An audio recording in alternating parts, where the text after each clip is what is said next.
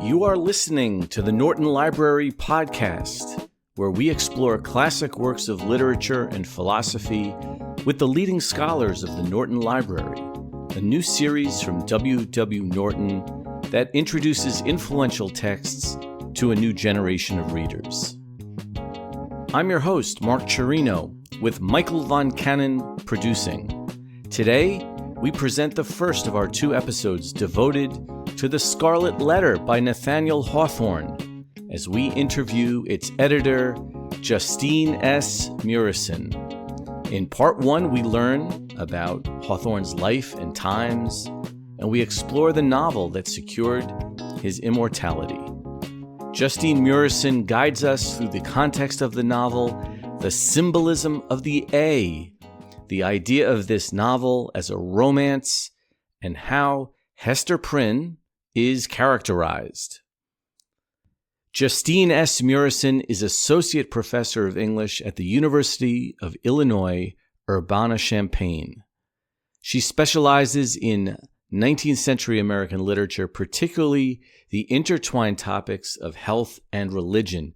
She is the author of The Politics of Anxiety in 19th-Century American Literature, as well as Faith in Exposure, Privacy and Secularism in the 19th-Century United States. We are so pleased to have her with us today. Justine Murison, welcome to the Norton Library Podcast. Thank you. It's so nice to have you aboard to discuss your new edition of Nathaniel Hawthorne's The Scarlet Letter. Maybe we can start by talking about Hawthorne himself. What do we need to know about him in order to approach this novel? Where and when did he live, etc.? Well, that's a great question because Hawthorne was born in 1804 in Massachusetts in New England. He grew up in Salem.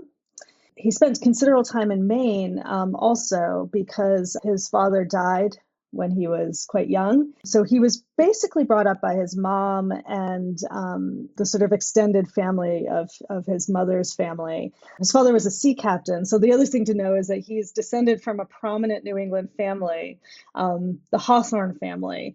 He's actually the one who puts the W in the name. So when you go look up his ancestors are all Hawthorne without the W. But the family had gone to seed by the time of his father's life. His father was a sea captain and he died in Suriname in yellow fever. So he lived in Salem in Maine. He went to Bowdoin College where he had the felicitous experience of meeting the future president, Franklin Pierce, who became his BFF. And he wanted to be a writer. So that's the other thing to know is that some people fall into writing, but he actually pursued it and struggled. His mother and sisters, basically, he lived at home after Bowdoin, and he was trying to, publish anonymously in magazines and gift books. He published short fiction.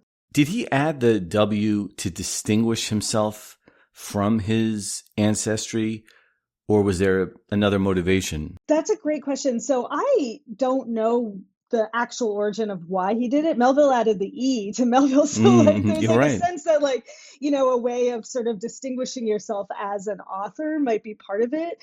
He had many reasons to distinguish himself. So the other thing I was going to bring up is that he is a descendant, I said, from a prominent Puritan New England family, but his great-grandfather, I always forget if it's two or three, great-great-great-grandfather John Hawthorne was a judge in the Salem witch trials. So he is also working out in a lot of his fiction that Puritan history and legacy, that sense of, basically having blood on his hands. He's grappling through a lot of the fiction, including The Scarlet Letter, with the sort of dark history of New England. Is he ambivalent about his own family's involvement in that history, or does he condemn it? I think condemn and ambivalent, I think everything with Hawthorne is ambivalence. But condemn, I think you see that as part of it too, that this is not, he is not one who's building up New England as a great source for our nation and freedom.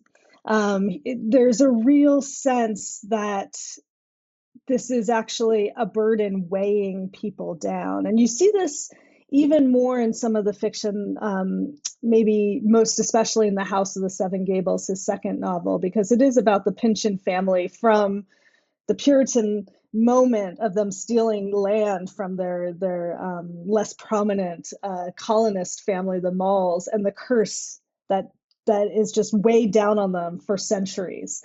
And that, I think, emblematizes Hawthorne's way of thinking about that Puritan legacy.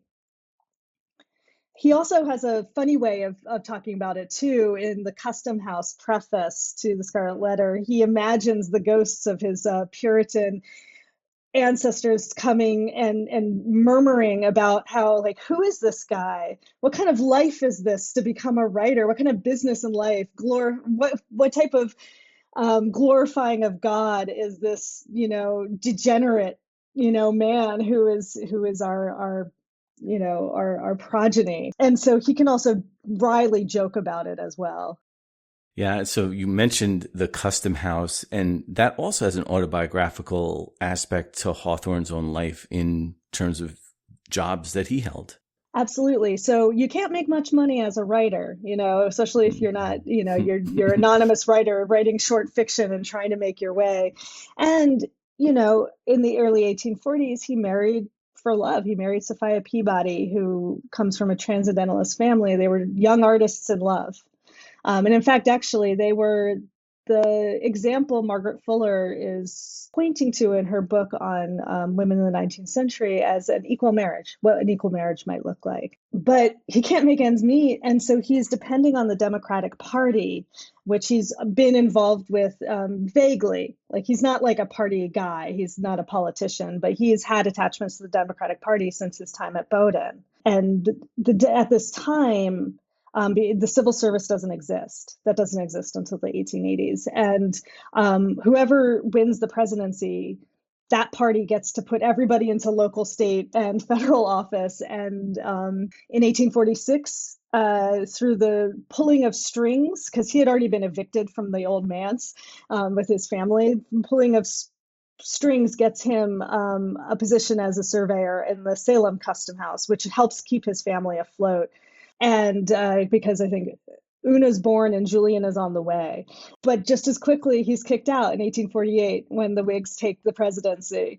And the Salem Whigs just kind of thought, why is this writer in this position? And they kick him out. And so the Custom House preface is mainly a sort of wry, satiric look at life being an inspector for the Salem Custom House. It's something that I think is a little hard for readers today to read. And some people have skip over it and just get to the Scarlet Letter. There's two things it does that I love. First off, it's funny. But it's only funny if you know a lot of the references and jokes, just like as humor has a hard time traveling through history. And so readers might feel alienated from this deep dive into like these sort of crusty characters, many of whom have connections to the War of 1812, right? And he has a lot in it about the War of 1812. But it is also a wry look at himself. I mentioned he's imagining ghosts coming and talking about what a ridiculous dreamer he is, his stern and black brown Puritan ancestors. But those jokes are give you a real sense of his narrative voice and his and sort of a sense of how he's thinking about what it means to be a writer by night whenever he can and an inspector by day. It's like anybody else stuck in a day job that exactly. They find uninspiring, like data entry or something along those lines. That's why it's so relatable. It's like everybody's had a job that they wish that they could get out of, right? It's the office before the office, right? Exactly, exactly.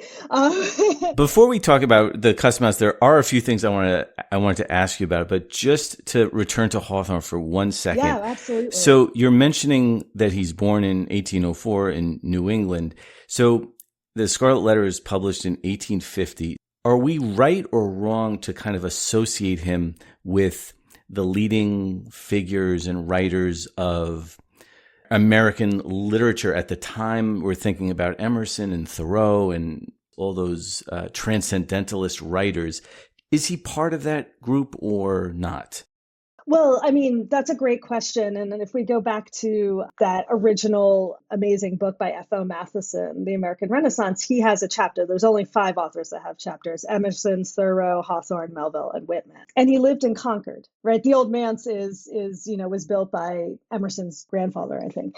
And that sense that he is part of the American Renaissance, this age in which we're getting some of the major canonical authors that would become the center of, or sort of the grounding of what American literature is.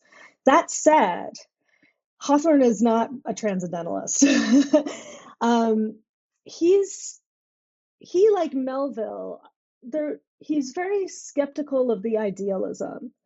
He's a bit of a pessimist. He really thinks it's extremely hard to change society, change its norms, and he doesn't imagine an ability to get free of society strictures. So an idea of transcendence or freedom, he is not convinced that that is a possibility. And in fact, when you look at some of the sort of passages in the Scarlet Letter, and you compare them to some in Emerson's Self-Reliance, you see Hawthorne trying to sort of show the sort of way in which Emerson is not grounded in a pragmatism about like real life or real psychology, which I think is more to the point. It's very hard to break away from society or break away from conformity. It's hard enough materially, but it's even harder for Hawthorne psychologically to imagine that break.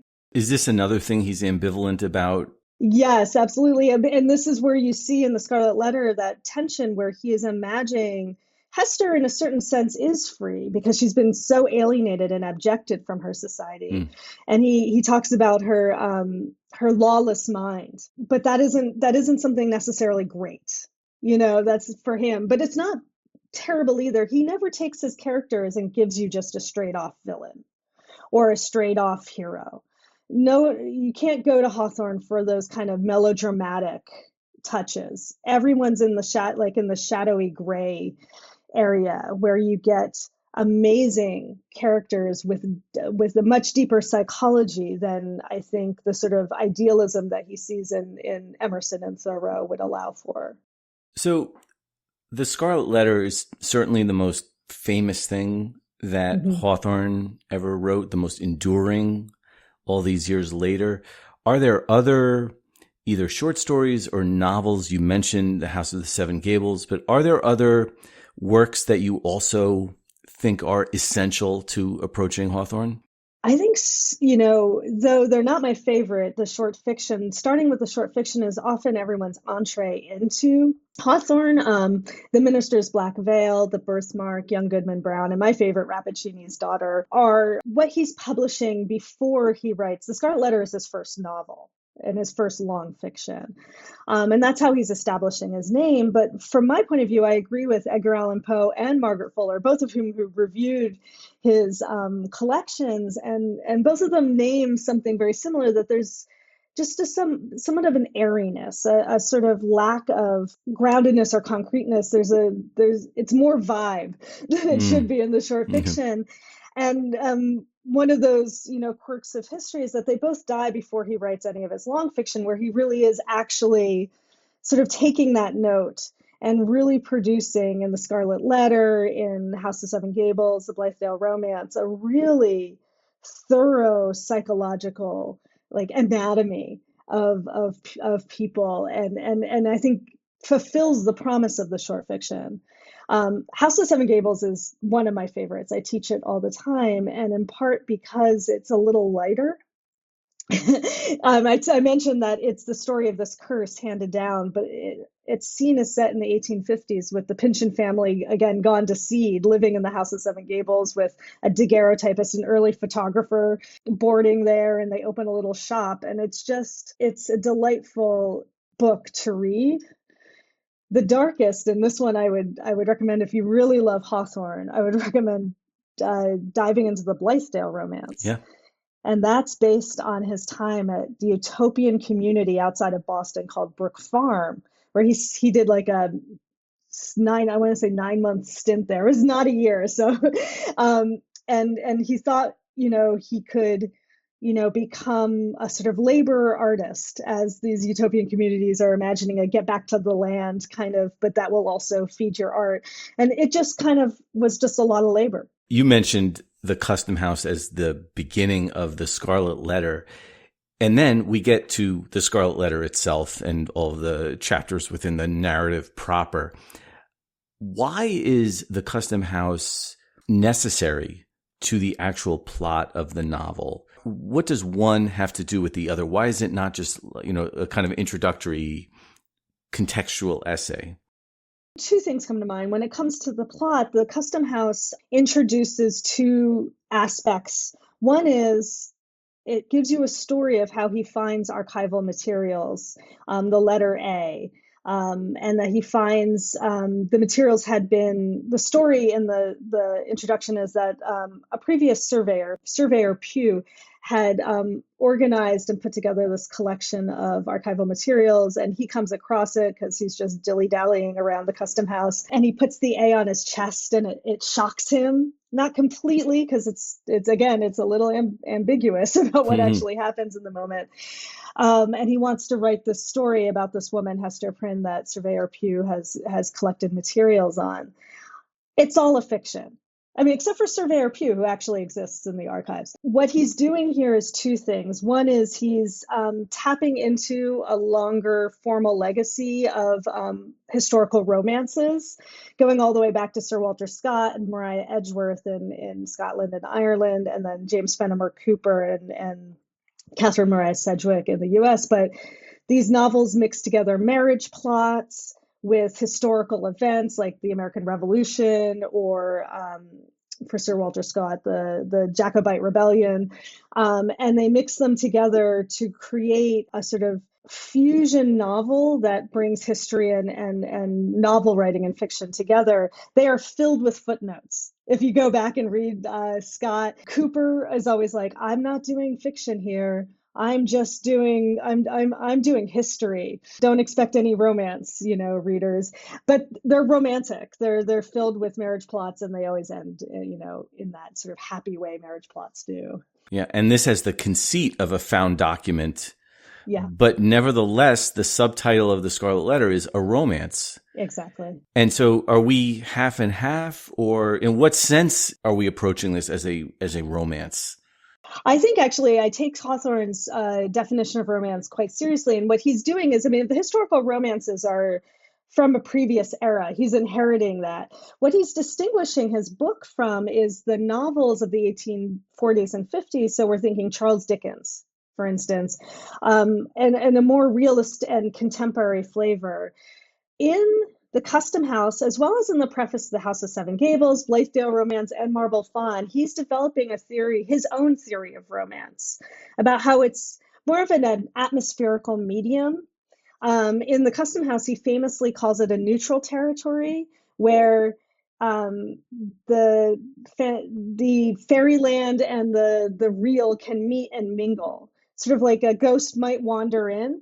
But it's okay. It's like one of your weird dreams about a long lost, family member. So haunting, but sometimes comforting. So romance is not meant to be full fantasy.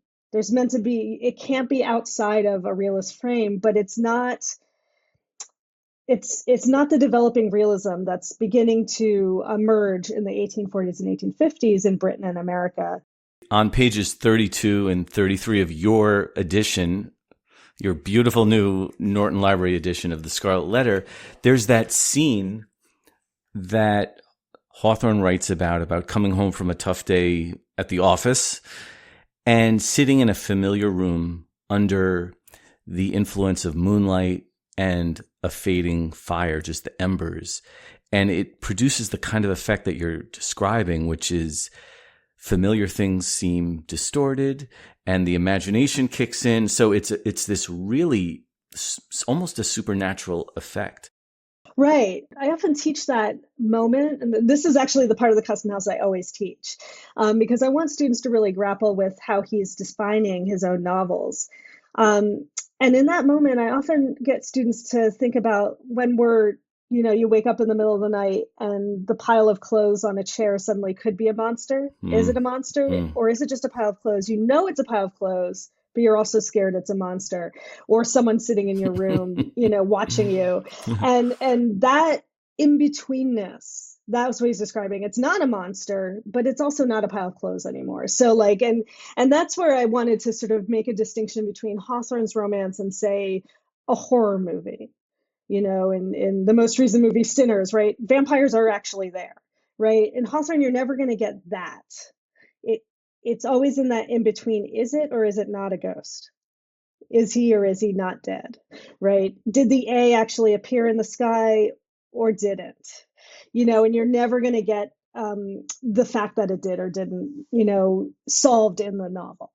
So does Hawthorne have some sort of conclusion as he's trying to investigate his own personal history and the country's history? Does he impart a morality with this novel? Is it didactic or is it polemic in any respect? Absolutely not. No. I think that is the strongest thing that I think comes out of what he's talking about in terms of the romance. He wants room to, again, not didactically teach his audience. He thinks that kills the art of the novel. I think he actually explains it better in his preface to The House of the Seven Gables, where, again, he defines romance. And one of the things he talks about is the way in which always trying to describe your moral or hit your moral home. He metaphorizes it as impaling a butterfly with a pin. Right, taking something beautiful and sticking it on your wall. So one of the things he's trying to do is he might say, if you need a moral, he says that at the beginning of The House of Seven Gables or at the end of the Scarlet Letter, if you were to take a moral, but it is in that subjunctive sense, if you want one, as opposed to this is the moral and I want you to know. And you can see it as a sort of distinction from something like Harry Beecher Stowe's Uncle Tom's Cabin, which is really telling you slavery is wrong and you should be against it. And it's not that he's putting that kind of novel down, but he is talking about what he's trying to do, which is something that we see a little later that Henry James will develop, but the art of the novel, right? This idea that the novel can have an art that doesn't have to excuse itself with morality. You start your introduction in the Norton Library edition by saying that the letter A in the Scarlet Letter is the most ruminated about and interpreted symbol in all of American literature, maybe with the exception of Melville's White Whale. So when you teach this, or when we approach this as novice readers, should we be thinking along those kinds of symbolic modes of, what does it stand for? Or is it just part of the story? That's such a great question. There used to be that Hawthorne would be the way in which a lot of teachers would teach symbolism, right? And it became so heavy-handed that I often start the class by saying, we're not going to talk about it. We're not going to try to pin down the A. I mean, on a very mundane level, the A is adultery, right? That's what she's being punished for. But then the A starts to morph and change as the novel goes. So people start calling her an angel because she's sort of ministering to the poor and nursing people and helping. And it's that kind of shifts in symbolism. So it's not that he, again, just like impaling the butterfly, he doesn't want you to impale his book with what the A definitively means. He wants you to start to see that interpretations of people change over time. So just as the A at the beginning is abjection, she becomes someone who has a place because of how she responds to that abjection. I always start my classes by saying we're not going to talk about that, in part because I want them to be free of that sort of high school approach. Although this is not to say that it's a bad thing. In fact, actually now I don't have to start in that way because so few students are reading it in high school now. Before we end our first of 2 episodes, I was hoping we can get a little sketch of some of the major characters in the Scarlet Letter. I know it's unfair to truncate these amazingly complex characters, but Hester Prynne is such an enduring presence. What do we need to know about her in the Scarlet Letter? He is imagining what happens when, as we do in society, we push people out and punish them, right? What happens to them? In a sense, like she becomes intellectually freer than any of the other characters, even as she is constrained by this lack of community.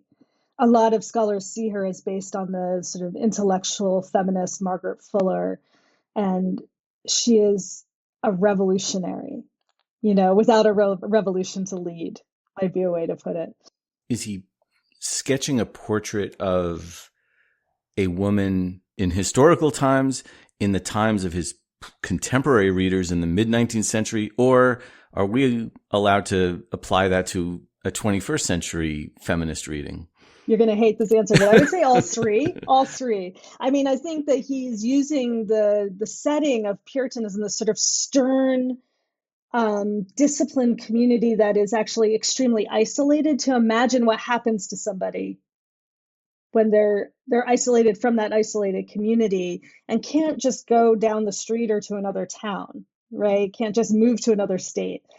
But he is also responding to the revolutions that are happening in America, right? He's thinking about, and in the world at the time, he's thinking about the reform movements, the feminist movements, and Margaret Fuller as a great example of sort of women's rights women. But at the same time, he's writing this as the 1848 revolutions are unfolding on the continent, right? So this is a revolutionary time. And I think every time we read, we interpret it by our own setting. So thinking about Hester today as a woman who can help us think about, what does it take to achieve equality, and what are the limits, especially in an age of backlash. It's the perfect time to read the Scarlet Letter. How about Dimmesdale? Oh, I love Dimmesdale. I love him because to my mind, Dimmesdale is the minister. Spoiler alert. Dimmesdale is, of course, the father of Pearl and had the affair with Hester before the book starts. Dimmesdale is a tortured man, and he is spending his whole time torturing himself and then being tortured by Chillingworth. What does Dimmesdale tell us about the way Hawthorne viewed religion?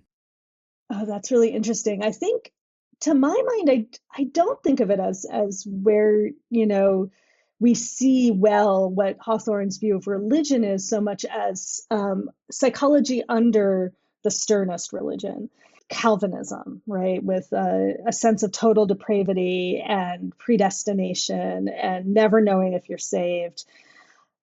Dimmesdale, to my mind, is both the psychological endpoint of that kind of real strong belief. Dimmesdale believes in the Calvinist theology. At the same time, what I think he does, if we're thinking more 1850s and how we might read it today, what Dimmesdale also represents is living with hypocrisy. And it's utterly relatable, because who is not a hypocrite? Who has not had conflictual responses to life or done things that you are ashamed of, and but can't bring yourself to risk your standing in the community or publicly to name the sin that you're guilty of. So I actually think Dimmesdale is one of the more complete renderings of psychology under the weights of even secular societies demand that we become true to ourselves and always publicly be who we are privately. Dimmesdale fails this spectacularly. You mentioned earlier that Hawthorne didn't really believe in heroes and villains in such a clear-cut way. Chillingworth is not a villain in that cut and dried way? Yeah, that is a great question. I've read this book so many times, and I think that, my first read was Chillingworth, total villain, right? Now you're on Team Chillingworth? Is that what you're saying? No. Team Hester, of course, like everybody who reads the novel. But Chillingworth, there's this moment when Hester and Chillingworth are talking, and Hester takes a step back, and the narrator describes what she sees, and what she sees is what happens when you agree to do the devil's work, right? That sense that, again, even Chillingworth has a moment where it's like, this isn't who she married, right? He was an old man. He probably shouldn't have married her. He says that later. But that sense that he is changed by his desire and his anger and his resentment. So who he is also a more complicated effect than just he's a melodramatic villain. So it's almost like he's physically distorted, right? You can and see emotionally, you can see that he's deteriorated as a person. Absolutely, and that sort of evil quest he's on to punish Dimmesdale, right, and to root it out and to get it public actually destroys Chillingworth as much as it destroys Dimmesdale. And in the end, he leaves all his money to Pearl, right? So that is his way of sort of atoning. And then maybe we can just end with a quick sketch of Pearl. Weird child. Pearl is well, first off, I think a lot of people point to the fact that she's a lot like Una Hawthorne, his first child. In what sense? Sort of wild and temperamental and very stubborn. They have a lot more difficulty with Una than they do with Julian and Rose in raising her. And of course, it's their first child, so she's also the sort of center of their world for a little while. But Pearl is sort of described as a sort of child. What happens psychologically when you're raised so alienated and you only have like one source of human contact, and that's your mother, right? And that source is mediated through the shame of her sin with the A. So in this wonderful moment, the narrator describes how the first thing that Pearl pays attention to is the A and not, her mother, right? Like, and there's a sense in which he describes at the end a sort of spell breaking when Dimmesdale goes on the scaffold and reveals himself, and they leave. So not Hester Dimmesdale and Pearl, but just Hester and Pearl leave Salem. A spell breaks, and then Pearl's allowed to grow up into, I don't want to use the word normal, but have the kind of life that that the average woman would have in that time. Justine Murison, thank you so much for joining us on the Norton Library podcast to discuss your edition of Nathaniel Hawthorne's The Scarlet Letter. Thank you, Justine. Thank you. The Norton Library edition of The Scarlet Letter by Nathaniel Hawthorne, edited by Justine S. Murison, is available now in paperback and ebook. Check out the links in the description to this episode for ordering options and more information about the Norton Library, including the full catalog of titles.